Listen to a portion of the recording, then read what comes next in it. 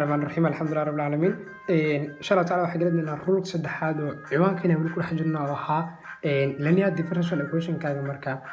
sidee loo xaliyaa adigoo isticmaalaysid bar operator method laba yani rule horaan soo baranay rulkan saddexaad marka waxaa yani inoo sheegaya oo kaliya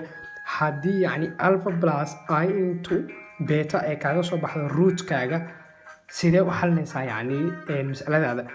CF saada marka ama complementary function kaaga marka wuxuu ku leeyahay marka e power alpha x oo ku dhacsan c1 cos beta x plus c2 sin beta x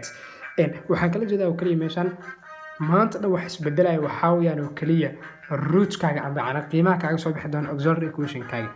marka hore waxaa inoo soo baxdo kale 3,4 oo kale kama 5 hamtan inoo soo baxdo kale 3,4,5 oo kale marka inoo soo baxdo waxaa loo qorayaa c1 e power 3x plus c2 e power qaab noocaas u qorina macnaha c2 e power 4x plus c3 e power 5x u qorina haddii laba xabo kamid ah isku qiimo ay noqdaan ka waran haddii kullu isku qiimo ay noqdaan oo haddii uu dhaho kale 1,1 oo kale inta haddii lagu siiyo kale waxaa leedahay c1 e power x no qaabka markay noqoto waxaa leenahay c1 plus c2 into x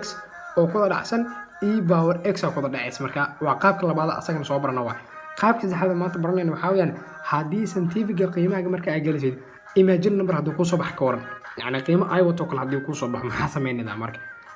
qiimo ay wato marka ku soo baxay marka laba kiis u kala qaadi doonaa kiis ugu horeeyaan ka baran doonaa maanta marka kiis ugu horeeyaan example kan oo kale leedahay sidoo practically u sameeyaan marka for example problem kan oo kale amtanaysan oo kale marka ugu horeyso waxaan qoranaa symbolic form ahaan sidee loo qoraa d square plus 4d plus 13 whole into y waxay kula mid tahay 0 kula mid tahay qaabkan waxa loo yaqaanaa symbolic form loo yaqaanaa symbolic form loo yaqaanaa maxaa yani horta equation ka in qaabkan loo qoro mar walba isku mid d square y by dx square iyo d double dash isku mid waa macna and y double dash isku mid macna then waxa sameeyna auxiliary equation ka qornayna waxaan markaa d square plus 4d plus 13 waxay kula mid tahay 0 qaybtan waxa loo yaqaanaa auxiliary equation loo yaqaanaa auxiliary equation kana Steve kala geliya Steve marka sidee u gelinaa waxa leenahay marka equation number 5 then waxa doonayna number 3 waxa leenahay 1 4 13 waxa inoo soo baxday d dan inay mid tahay -2 plus 3i comma -2 minus 3i -2 minus 3i marka qiimaha inoo soo baxay marka u diyaarsan yahay yani qaabka inoo sheego ahay alpha plus or minus beta u diyaarsan yahay i beta u diyaarsan yahay macnaha how u diyaarsan yahay yani anaga waxaan haysanaa -2 plus or minus 3i haysanaa alpha marka maanta maxay kula mid tahay marka -2 ay kula mid tahay beta maxay kula mid tahay -3 ay kula mid tahay idina marka okay beta maxay kula mid tahay -3 ay kula mid tahay ama diyaar 3 kala qaadan kartaa si aan uga xalin example keena so waxaan marka qaacidada waa maxay marka complete function kaaga marka maxaa lagu helaa marka complementary function kaaga y c into x waxay kula mid tahay maanta complementary function there is no any particular integral in this example okay waxaan marka cf oo kula mid marka cf taadu waxay kula mid tahay open bracket leedahay marka open bracket ta dhinkor e power alpha x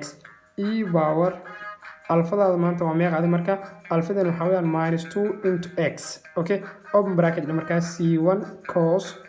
3x plus c2 sin 3x